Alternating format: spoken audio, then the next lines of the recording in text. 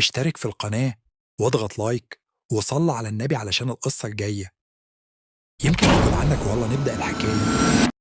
أنا عمر، كنت طالب في كلية آثار، وفي التدريب الصيفي خدونا نزور متحف صغير مش معروف في بني سويف، اسمه مخزن القطع غير المعروضة. المكان ده بيخزن الآثار اللي مش بتتعرض للزوار، بس بيشتغلوا عليها الباحثين. وأنا هناك شدني تمثال صغير من العصر المتأخر لكاهن، وشها غريب كده، كأن عينيه بتتابعك.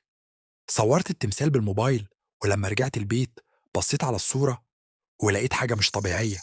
التمثال في الصورة بصص لي بشكل مباشر، مع إني ما كنتش بصوره من الزاوية دي. ولما قلبت الصور، في واحدة منهم باين إن بقه مفتوح شوية، كأنه بيتنفس.